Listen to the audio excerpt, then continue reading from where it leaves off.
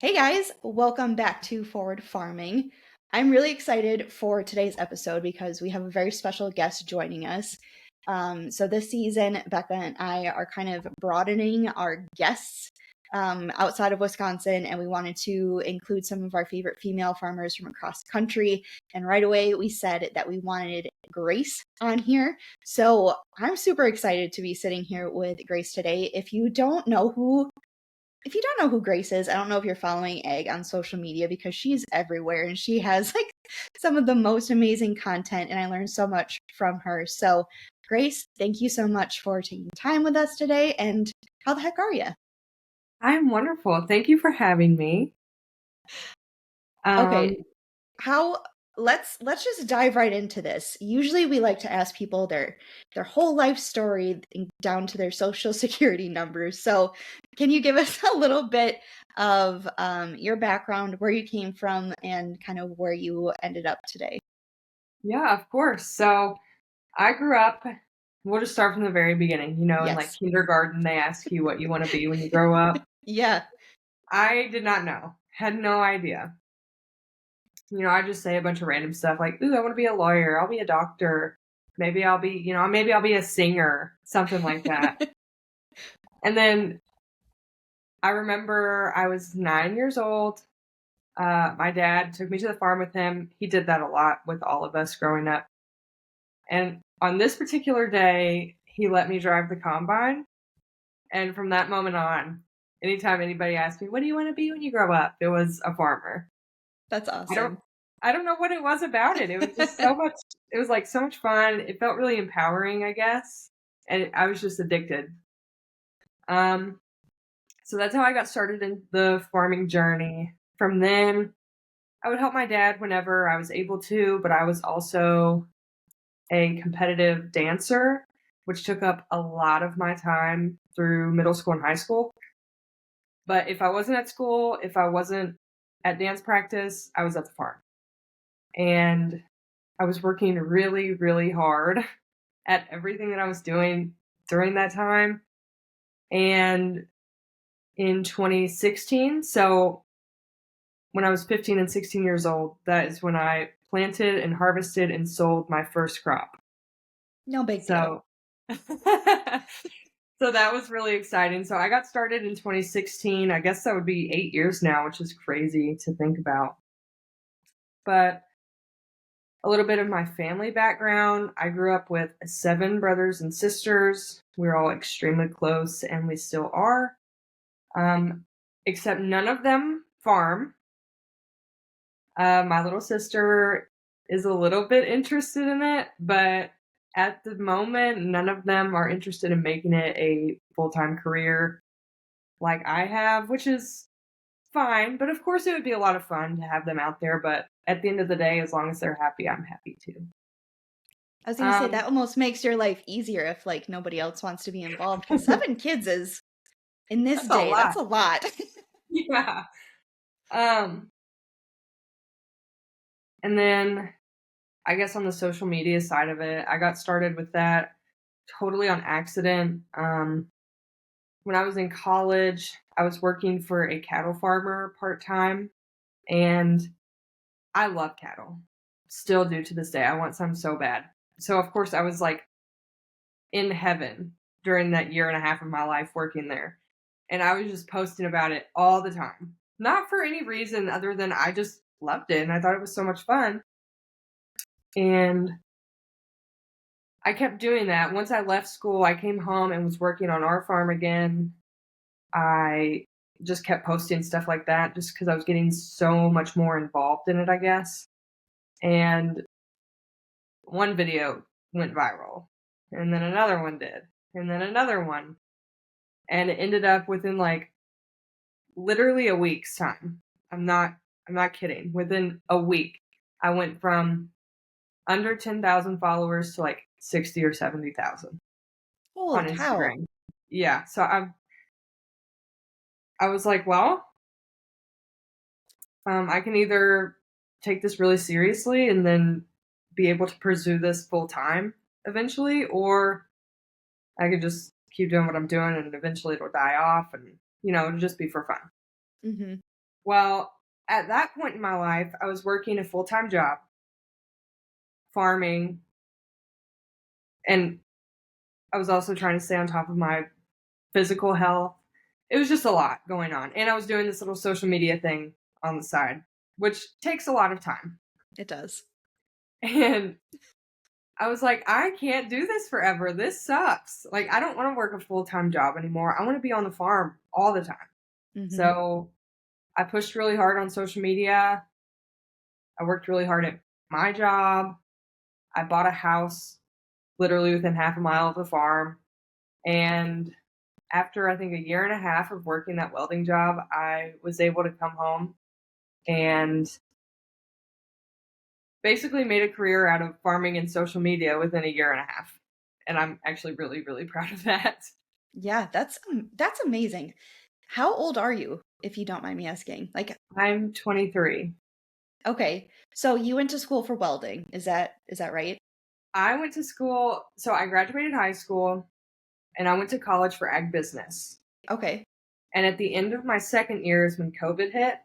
Yep. And I hated school anyway. So I was like, this is perfect. I'm out of here. So I Good for you. left, found a welding job. I took a couple classes in high school and I was decent at it. So I just got this job, wasn't certified or anything. But I worked there for a year and a half as a welder fabricator. And then that's when I came home. That's so badass. I love that you did that. How how was that for you? Like, would you do that again if you could do things over? Like just the entire process or like leaving and making that jump to do social media. Yeah, like what led you, I mean, to be a fabricator? I mean, that if your family has a farm back home, how what made you choose to go that route instead of just kind of coming back to the farm? Um, my granddad and my brother worked at the shop, so I already had a tie into it, but also I couldn't afford to just like I rented my own ground and I was farming, but I didn't make enough to pay for a house. You know what I Sure. mean? And of course, at that point I had a lot more to think about because I did have a house and I had bills to pay and I had like all the stuff now. Adulting is so much fun. So unfortunately, as much as I wanted to just come straight home and farm full time, I just couldn't afford it. So, okay, so row crops to me is completely foreign. Like I don't understand it. So like for me when I came back and started working on the farm, I just went back to my family's farm and was working with like my parents.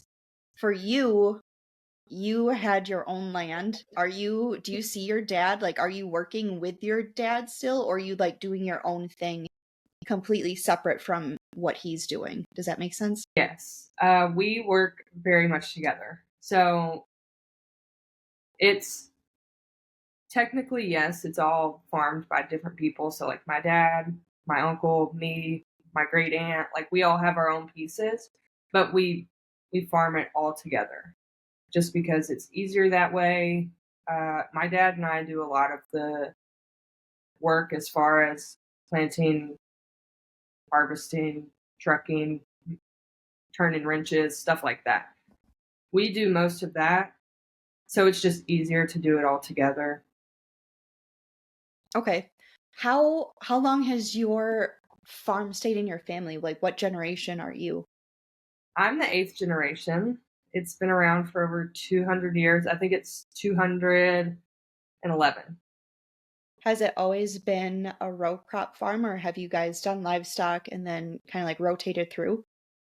I think we've done a little bit of everything as far as row crop, corn, soybeans. We've done milo, wheat, of course. They used to have a lot of tobacco, and then of course we had the beef cattle. They had a feedlot.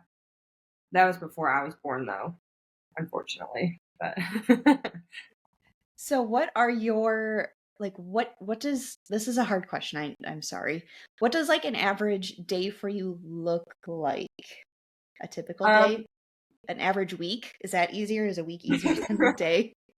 We'll go seasonally. So in the Sure. springtime, average day, um, could be a number of things. Most of the time when we're planting, I will be running back and forth between the disc, working up all of our corn ground, and down to the barn where we have our seed to help dad get loaded, and to the field to help him whenever he needs it. And he stays in the planter because I can't drive straight. So I just let him do that. That's fair. And then in the winter and summertime, it's pretty laid back. We don't have a whole lot going on. Just a few random stuff projects here and there. So honestly, most of the time during the winter and summer, a lot of days I don't even go down there just because we just don't have a whole lot going on. But this summer we are going to have wheat and we're going to be baling straw, so it'll be a lot more busy this summer. In the fall is a lot more hectic. Um, if the weather's good, I'm just every day I'm combining, hauling, just kind of back and forth. Because my dad also works a full-time job, so he's Oh, gone. wow. He's gone Monday through Thursday, and then we have the weekends to get a whole lot done together. So Monday through Thursday, I'm doing a lot of the stuff by myself. Um, so that it makes things go a lot slower, but it gets done, and we have just enough here to keep us busy without falling too far behind. I was gonna say, I'm tired just thinking about that. That's insane. I mean, good for you guys. Like, you guys are hustlers, but I'm tired just thinking about all of that.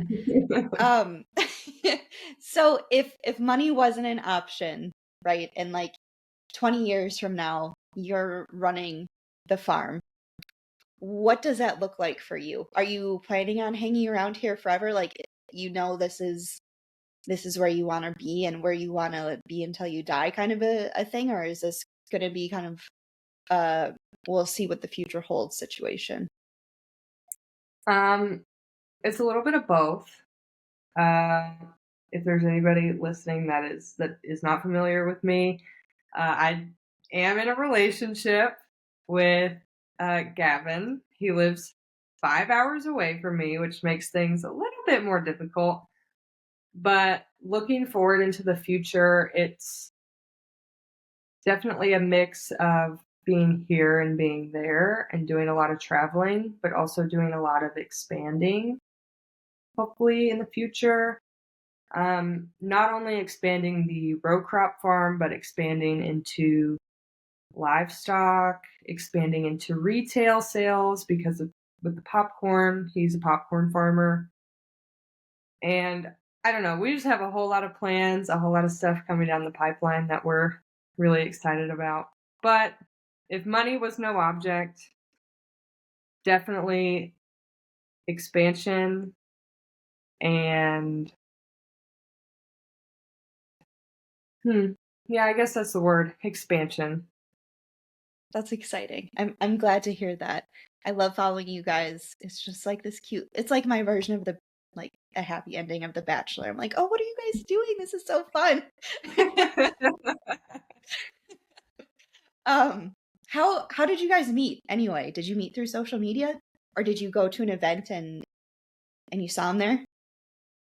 So it Yeah. was both. Actually, Emma and I, a few years ago, we decided to rent a house for the National Farm Machinery Show in Louisville. So we rented that house and we invited a bunch of people, and she invited a bunch of people. I just kind of booked the house and told her, "You invite whoever you want. I'm okay with it." And Gavin was one of the people that she invited. So we met there, kind of already knew each other through social media, but also met at this event. So from that point on, we just kind of kept going to farm shows together, and here we are. That's adorable. Um, I lost my train of thought. I was just so distracted by your story.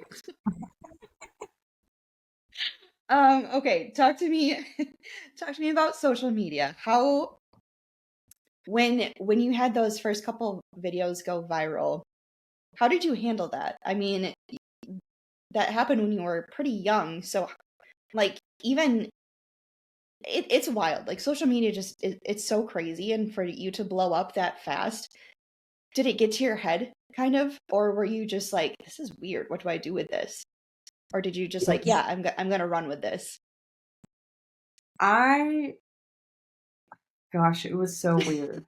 I don't even know how to explain it. I was like, this there's no way this is happening to me because I grew up and I'm not going to say that I was like, like I didn't have any friends growing up. Like I was but I wasn't popular either. I was just kind of in the Hmm. middle, just kind of floating along doing my own thing. Um and never ever did I believe that out of anybody that I knew growing up, I would come out of it as I don't know how to explain it. Like people care about what I'm doing. That's so weird to me. Yeah. I just don't know how to explain it. And I remember it first started happening and I was just shocked. I kind of didn't believe it. And then I mean, even still now I don't believe it. Like I have imposter syndrome really bad. But I don't Isn't know. it I so don't know. weird when, like, if you're in your hometown and you're going out somewhere and someone stops you and they ask you about something that you post on social media and you're like, how do you know that about me? And then you're like, oh shit, yeah, I posted that a while ago. It just like, it's so weird when people that you know are asking you about these personal things. And you're like, why are you asking me this? And then you remember, like, oh yeah, I shared that on social media. Like, it's bizarre. It's so Yeah. weird. It's just weird to me that people actually pay attention to what I post. Yeah. Like you remember I posted that weeks ago. You remember that? Yeah. It's so bizarre. And I'm glad you're very humble about it because like you're so wildly successful. It just blows my mind. Because I like before we started talking, I like pulled up your Instagram. I'm like, holy shit, girl. Like you it's amazing. Like it's so cool to see a young female farmer just like blowing up like that and representing the entire industry basically, and you're the perfect person to do it. No pressure, but like you literally do it all, and it's so fun to watch you and your story and everything that you're doing right now. What kind of um what's been the craziest thing that has come from your social media presence? I see you working with a lot of really cool brands in a TV show now. Like how what's been your favorite part about your success? Oh gosh. To be so honest with you, I was actually thinking about this like today. One of my favorite things is when like younger women and younger girls come up to me and are like, "Oh my gosh, I love your stuff. Like it has inspired me to do this." And I didn't get a lot of that for a while just because my audience is predominantly male. And so I've been working pretty hard to try and figure out how I can bring in more of a female audience because that's what I want. That's like I want to connect with other women in the industry. And I've today I was looking through my comments and I was like, I think I've had a little bit of a breakthrough. So yes, I have been super successful on social media, but there's still other avenues that I'm trying to pursue. And it's crazy. Social media is a huge place and there's so much opportunity out there. And I mean, even now, years since I've started, like there's a completely other direction that I want to go to reach an entirely different audience than I've ever reached before. So I guess one of my favorite things about social media is the opportunity that is within it. No matter how many different avenues you've exhausted and how you might think that you're stuck, like there's still so many different ways that you can go and achieve success. So I think that's one of the coolest things. Um, as far as working with brands, I've worked with some amazing brands. and I have some really exciting ones coming up very, very soon, which is why I asked you when this is coming out. I'm trying to decide if I can say it or not, but I don't think I'm going to say it. I will leave a little hint, though. Ooh, oh, girl. Yeah, so That's exciting. oh my gosh, that one, that's how I know I've made it. I'm like, oh my goodness. That gave me goosebumps, like the hair on the back of my neck. You guys, if you're not watching it on YouTube, like just hop over there quick and check out her sweatshirt because that's exciting. I'm on cloud nine about it, and I've been trying to keep it quiet. So this has been in the works for months and months and months, and I'm not gonna say the details or anything yet, but it's coming very, very soon. And the past couple weeks especially, I've been really, really holding myself back from just spilling the beans on social media. It's really hard. I'm so excited. That's awesome. Has there been any other, like, do you remember your first like moment where you felt like this, or it's kind of like a pinch me moment where you worked with someone, you're like, oh my gosh, I can't believe like so and so wants to work with me or collaborate with me? Was that them reaching out to you, or was that you reaching out to them? How did that work? Oh man, I'm trying to think. I worked with Showatella a bunch the last couple years, and that one was a huge one for me. That one was like one of the biggest ones I've ever done still to this day. And yeah, that one was just super important to me and it was crazy. That one was insane. And there was so much opportunity with that one. I could go on and on and on about how grateful I am, but I know that after a while that can get like so boring. But I don't know. It's a mix of like it's just as satisfying reaching out to a company and having them answer like reach back out to you as it is for them to just reach out to you in the first Mm-hmm. place. I don't know. Neither one is better than the other, to be honest. Well, I'm excited. I'm excited for you. Like this is very exciting stuff, and I Thank can't think you. of a better person for it to happen to. Okay, let's get a little deep. If you could go back to that 9-year-old version of yourself after you spent time with your dad driving the combine, which who lets a 9-year-old drive a combine? First of all, like how cool is your dad for doing that?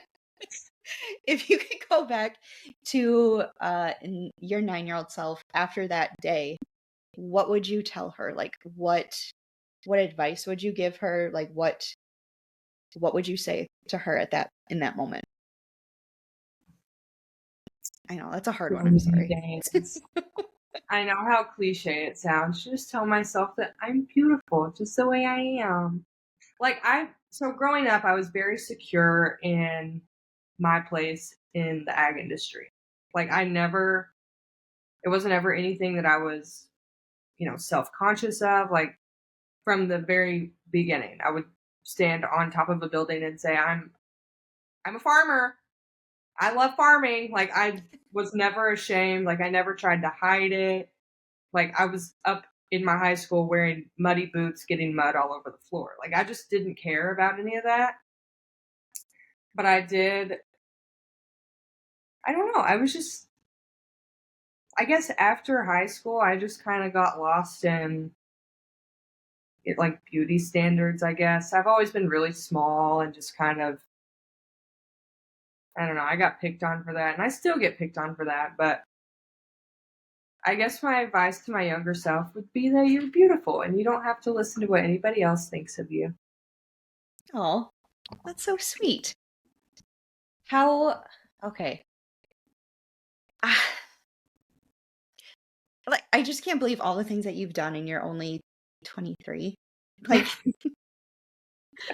um uh, I like you're just so crazy. I love it. I love everything you're doing and the way that you represent yourself in person and and through social media. I think it says a lot about you and your authenticity. And I think that's why people are so gravitated towards you, is because you're so authentic with everything you do. And like I repeat this over and over, if you want to gain an audience, I think that's the best way to do it, is just by being authentic, because people can smell through their phones the BS. So kudos to you for holding to that. Where can people find you if they're not following you already? I'm on Instagram, Facebook, TikTok, Twitter, and YouTube, all under Farmer Grayce. I will go ahead and say I only have one account on all of these platforms. So if you hear from any other account that says they're Farmer Grayce, they are not. How Okay, before I let you go, talk to me about YouTube. YouTube fascinates me because I don't really want anything to do with that right now. How did you get started? Why did you get started? Do you do all of your own stuff? Like, how did you learn to edit, do the whole shebang on your own? I got started with YouTube shortly after my Instagram first started to blow up. Um, I don't really know why. I guess, um, I don't know. Growing up, you'd watch YouTube on your iPod or whatever, and I always thought it would be cool. Like, oh my gosh, how cool would it be to have a YouTube channel? That would be so cool. But of course, why would I do that? Like, I do nothing interesting that anybody would ever care about. And then my Instagram blew up, and I was like, maybe I'll just try it. Why not? So I gave it a try. Um, didn't really like it. I thought that I was boring and nobody really cared about what I was posting. So I just kind of stopped. Also, life just kind of got in the way, I guess you could say, and I had a lot going on. So I decided maybe later. We're going to put this on the back burner for now. So I focused on Instagram mainly. And then after a while, I was like, okay, we're going to try it again. So I started posting again. Um, and I've grown to like it a little bit more. It's still not my favorite just because I can't figure it out. With Instagram and Facebook, I have cracked the code.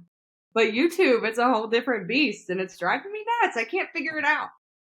Um but as far as like editing and stuff goes, I do all of that myself. I just use iMovie. And I taught myself everything other than what I've watched on YouTube. But most of it's just like trial and error and just playing around with it and finding out what style that I really like. And I think I've gotten the groove of things. It's starting to come a little bit easier, but still YouTube is just, I don't blame you for not wanting anything to do with it. I don't want anything to do with it, but I don't know. Sorry, you froze at the end.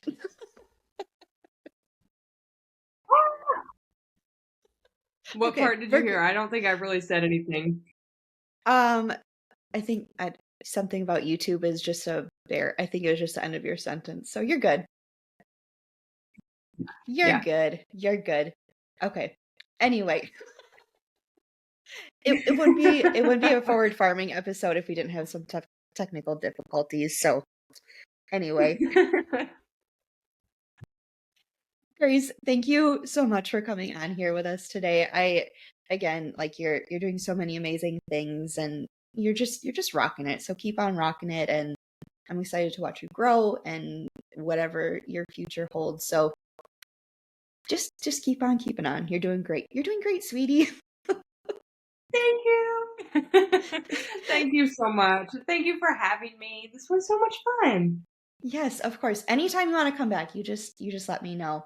But if you guys are not following Grayce, I'll take all of her social media handles in the show notes below. So make sure you go follow her, especially the ladies. Go show her some love because she's just such a sweetie. So thank you, Grayce, again. And if you guys are not following us already on social media, you can find us at Forward Farming Podcast. And then we're also on YouTube most of the time when technology works. So if you want to watch the episodes, you can do so over there. I'm over at Cranberry Chats, and Becca is over at Becca Hilby. So thank you guys so much for listening, and we'll see you next week.